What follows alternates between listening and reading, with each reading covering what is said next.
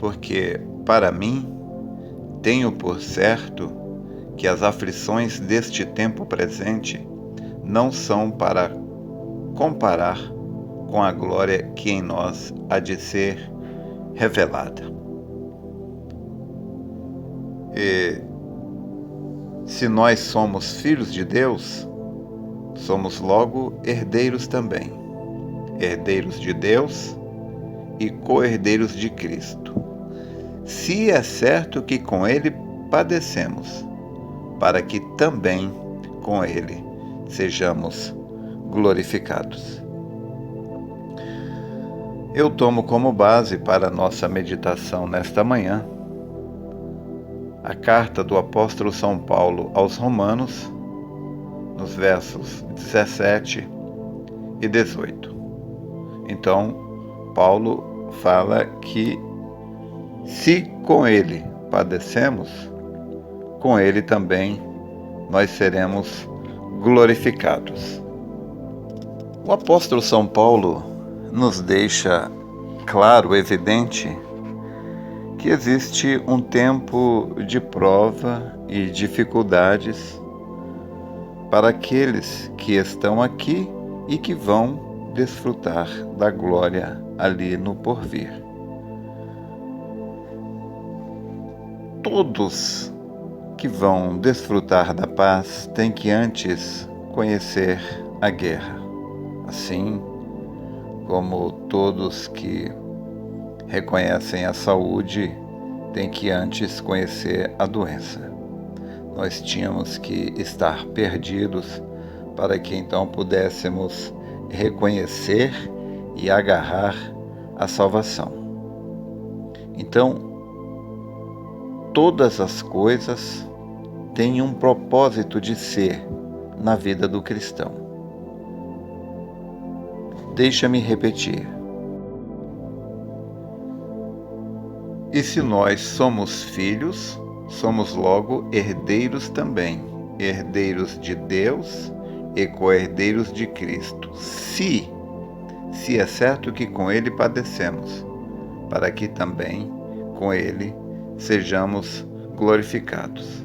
E nós devemos entender que existe um período de provas e testes para que depois venha a consagração, a aprovação. E o que nos espera é grande demais. Por isso Paulo disse no verso 18, porque para mim tenho por certo que as aflições deste tempo presente não são para comparar com a glória que em nós há de ser revelada. Agora, por que passamos por provas, testes, aflições? Deixa-me contar uma pequena história que talvez nos ajude a entender um pouco mais este nosso pensamento. Tempos atrás, eu era vizinho de um médico cujo hobby era plantar árvores no enorme quintal de sua casa. Às vezes, observava da minha janela o seu esforço para plantar árvores e mais árvores todos os dias. O que mais chamava a atenção, entretanto, era o fato de que ele jamais regava as mudas que plantava. Passei a notar, depois de algum tempo, que suas árvores estavam demorando muito a crescer. Certo dia, resolvi me aproximar do médico e lhe perguntei se não tinha receio de que as árvores não crescessem, pois percebia que ele nunca as regava. Foi quando, com ar orgulhoso e felicidade, ele me descreveu sua fantástica teoria.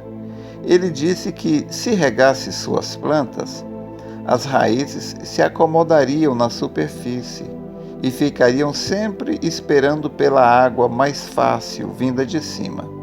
Como ele não as regava, as árvores demorariam mais para crescer, mas suas raízes tenderiam a migrar profundo em busca da água das várias fontes de nutrientes que estavam no fundo do solo.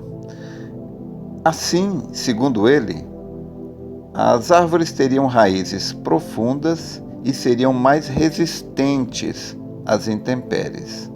Suportariam as tempestades.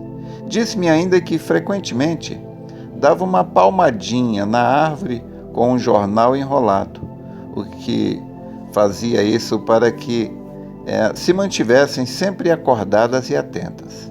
Essa foi a única conversa que tive com aquele meu vizinho. Logo depois, fui morar em um lugar distante e nunca mais o encontrei. Passados vários anos, retornei e fui dar uma olhada na minha antiga residência. Ao me aproximar, notei um bosque que não havia antes. Então percebi que o médico, meu antigo vizinho, havia realizado o seu sonho. O curioso é que aquele era um dia de vento muito forte. Um vento forte, gelado, em que as árvores da rua estavam arqueadas, como que não resistindo ao rigor do inverno. Entretanto, ao me aproximar do quintal do médico, notei como estavam sólidas as suas árvores.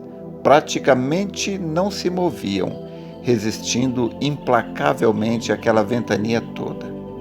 Que efeito curioso, pensei. As adversidades pelas quais aquelas árvores tinham passado, levando palmadinhas e tendo sido privadas de água, pareciam tê-las beneficiado de um modo que o conforto e o tratamento mais fácil jamais conseguiriam ter feito. Todas as noites, antes de me deitar, dou sempre uma olhada nas crianças e observo como têm crescido.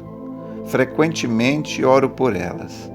Na maioria das vezes, peço a Deus que torne a vida delas fácil. Meu Deus, livra minhas crianças de todas as dificuldades e agressões deste mundo. Tenho pensado, entretanto, que é hora de alterar minhas orações.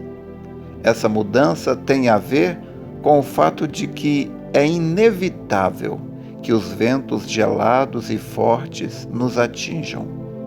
Sei que meus filhos encontrarão inúmeros problemas e que, portanto, minhas orações para que as dificuldades não ocorram têm sido ingênuas demais. Sempre haverá uma tempestade ocorrendo em algum lugar. Portanto, pretendo mudar minhas orações. Farei isso, quer nós queiramos ou não. A vida é muito dura. Ao contrário do que tenho feito, passarei a pedir a Deus que meus filhos cresçam com raízes profundas, de tal forma que possam retirar energia das melhores fontes, das mais divinas que se encontram nos locais mais remotos. Oramos demais para termos facilidades, mas, na verdade, pedidos desse tipo são raramente atendidos. O que precisamos fazer é pedir para que consigamos desenvolver raízes fortes e profundas, de tal modo que, quando as tempestades chegarem, os ventos gelados soprarem, resistamos bravamente, ao invés de sermos simplesmente varridos para longe.